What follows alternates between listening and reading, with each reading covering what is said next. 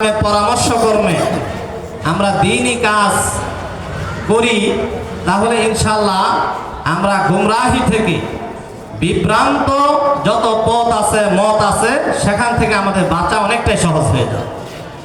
বর্তমানে ফিতনার যুগ, যে কোনো ব্যক্তির বয়ান শোনা যাবে না, যে কোনো ব্যক্তির বই পড়া যাবে না। টেলিভিশনে, মোবাইলে, ফেসবুকে অনেকে আলোচনা করে। এখন যে কোনো ব্যক্তির আলোচনা শুনে আমি 30 বছর ধরে একরকম নামাজ আদায় করতেছি, হঠাৎ করে ইউটিউবে এক বক্তার আলোচনা শুনে আমার 30 বছরের নামাজের যে পদ্ধতি ছিল, আমি নামাজকে সম্পূর্ণ পদ্ধতি আমি পাল্টিয়ে ফেললাম। অথচ আমার উচিত ছিল যে আলোচক আলোচনা করেছে তিনি সঠিক পথে আছে কিনা।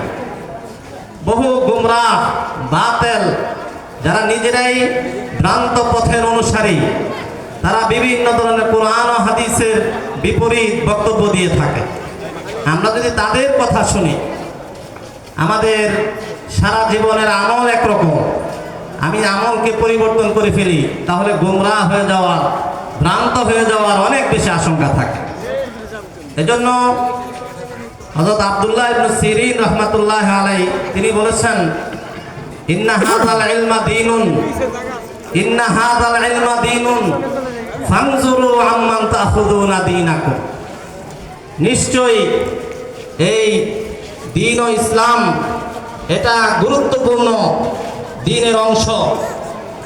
তোমাদের অত্যন্ত গভীরভাবে চিন্তা করা উচিত, তোমাদের দ্বীনি বিষয় কার থেকে গ্রহণ করবে, কাকে তুমি ওস্তাদ হিসাবে নির্বাচন করবে, কাকে রাহবর বানাবে। যে কোনো ব্যক্তিকে ওস্তাদ বানানো যাবে না। যে কোনো ব্যক্তির পরামর্শে আমার যেটা আখিরাতের বিষয়, চিরস্থায়ী বিষয়, কিভাবে আমার সফলতা এবং কামিয়াবি আসবে, এজন্য অত্যন্ত চিন্তা করে, অত্যন্ত গুরুত্ব সহকারে আমি যার থেকে যে বিষয়টা শিখবো, জানবো, তিনি আগে সঠিক পথে আছে কিনা সেটা আমাকে চিন্তা করতে হবে।